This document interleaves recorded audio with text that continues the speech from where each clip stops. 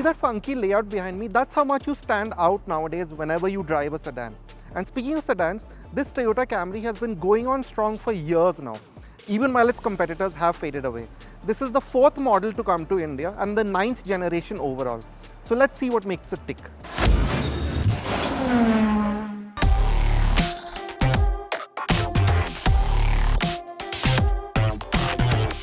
Toyota may be calling this an all-new model, but this is in fact a heavy reworking of the last car.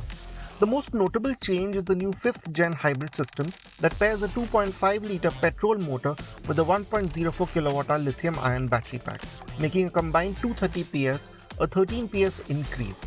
The system is now lighter by nearly 8 kgs, and the electrical system is also more responsive, which has led to the 0 to 100 kmph time dropping to 7.2 seconds from 8.3. The greater electrical assistance has led the ARAI mileage figure also improve to 25.49 kmpl from 23.27.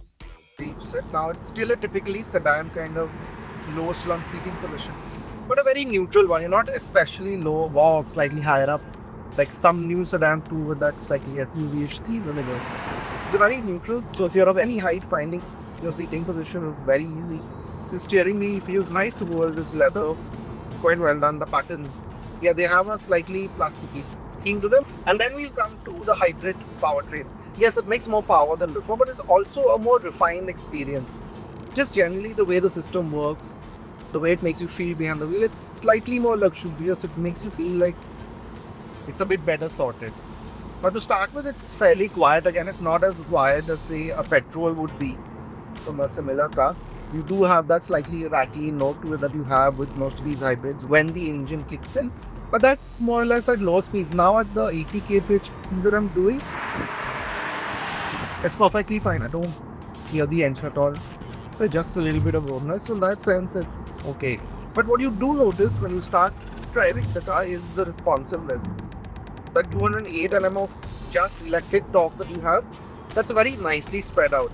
Now the new lithium-ion battery pack, it also seems to charge and discharge and give you that electric power more often. So not only do you have more electric power just at, say, parking speeds or in traffic, even on the highway, it seems to be going into the EV mode, electric only more and more often, and just generally you have that flat, linear electric sort of assistance to you at all times, which gives you again a nice, comfortable feel. Yes, you also have that sharp EV-like response when you set off at lower speeds, which is especially useful in traffic. So you can get up and go without waiting for the engine to hit its power band, which is convenient. This assistance does taper away the faster you go, so while the Camry is a brisk car, you do miss the higher end punch of a pure petrol or diesel in the way you expect from a luxury sedan.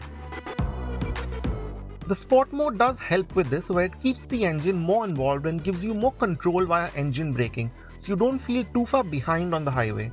With the efficiency you're getting, it's a compromise worth making. The 10-step e-CVT seems to have improved too. The delays you expect is better controlled than before, and while it is there, it doesn't take away from the driving experience. It's responsive enough for smooth progress in the city, while the Sport gearbox mode does sharpen up shifts when you're going a bit faster in the open road.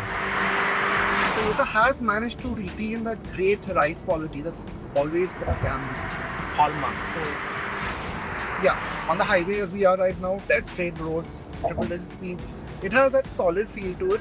Yes, the steering, like I said, could have been a bit heftier, so that sometimes takes away from that sense, but overall you will be quite sure behind the wheel of the Camry. But really, the rougher stuff is where it really impresses. Now it stays flat and level like how I mentioned on the highways, but even on, say, slightly worse patches, you notice that the car is pretty much level. It's not being disturbed too much, which is great. So you're not being thrown around too much, especially if you're in the back seat. And even the bigger potholes, you find that it takes it with a soft edge. So yeah, you hear it and so you might feel some of it, but it's not something that jars you. And I must also say that the brakes, they feel natural and progressive. There's no real lightness or inconsistency despite there being some regen built into it, which again makes for that easy driving experience that Toyota seems to be going for with the Camry. This doesn't mean that those of you who like driving will be disappointed. Yes, the steering could have done with a bit more heft as you went faster, but the Camry does seem to turn quite confidently. It manages its mass well, and there is just enough to keep you engaged but not make you uncomfortable. The Camry feels agile and light on its feet, which means that on a weekend drive up the hills, you can have some excitement to look forward to. The ESC isn't too intrusive either, as can be the case in some electrified vehicles. And the seating position, it's got that typical Toyota sensibility to it. It's practical, it's well thought out. And yes, it also does feel well made, again in parts in that typical Toyota way. So for example, I have soft materials here on the doors and so on, but there are also some bits that I really don't like. For example, these vents, they feel quite flimsy, even though they look really nice with the knurling on it and the silver surrounds. They could have been better to touch. And the same can be said of these quite plasticky door handles. But otherwise, there's also some really nice tactile buttons for the climate controls. I mean, they have a nice damped action to it. That action is also there to the indicator stalk, something that you sometimes complain about in Toyota cars. That's been sorted. Again, the buttons for the drive modes, they have that nice high quality damped feel to them.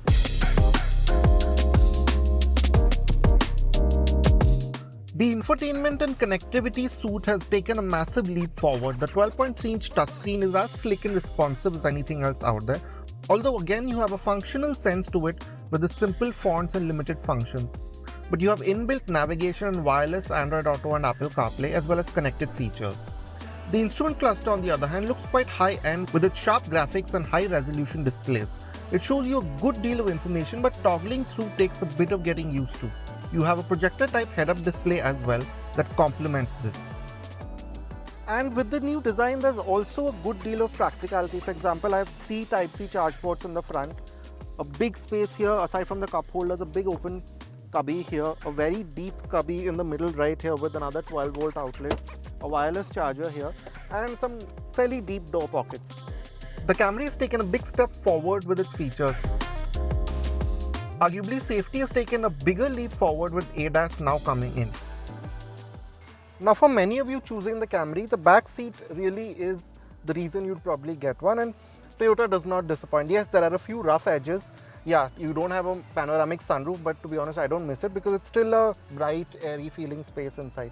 But yeah, some of the materials and finishes could have been better. I mean, this air vent arrangement really doesn't look like it belongs in a car that's over 50 lakhs on road. And similarly, you have some scratchy plastics here around here. Although there are also soft materials that are, as you can see here, here and here. But what really takes the cake are the amenities. Of course, you have the sunshades and you have that Boss function, which we all like, and that frees up genuinely a massive amount of leg room. But then you also have this, which really is the kicker. I can control a powered rear sunshade, something that you don't see very often. I have a separate climate zone for myself. And these seats, both the 2 outboard seats at least, they power recline, which to be honest, you don't find in cars, maybe even double the price. And then you also have generally a comfortable space. For example, this seat base is really quite well thought out. It's new for this generation. As you can see, the cushioning is right to the edge. But yeah, you're also really held in place well. I have a very good deal of thigh support, so that's not a problem. The middle passenger will be slightly short-changed. You have this big hump here, and this contouring maybe isn't the best. But again, the seat back sort of does the job. So I'm held in place, so even if the car's moving around a little bit, I won't be thrown around, which is great. I have nice big headrests. Yes, the sedan and the slightly coupe-ish roofline, even the Toyota has sort of scooped it out here a little bit, will eat into headroom. I'm about 5'6", 5'7", and I have this much left. So if you're 6 feet-ish, it's going to be a bit of a problem.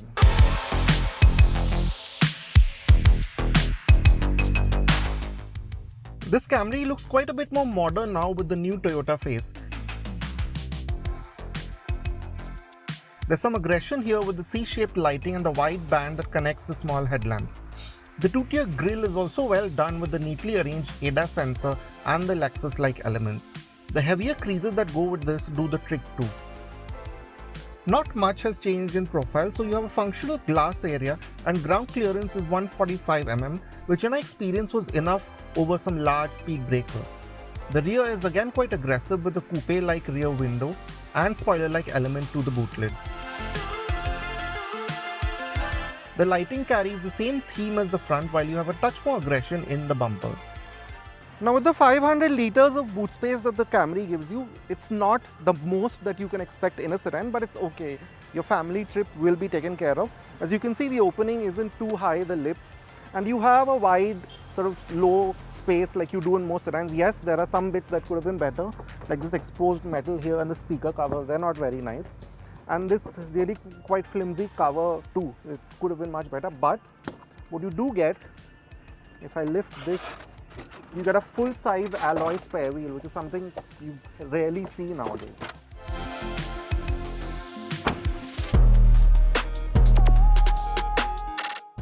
Priced at Rs 48 lakhs, the new 9th Gen Camry still feels good value. Yes, the cabin quality could have been more consistent and the drivetrain a bit more engaging. But the especially comfortable cabin and ride, the vast features list and the easygoing general driving experience with more than a hint of good driving dynamics continue to make the Camry a solid luxury sedan.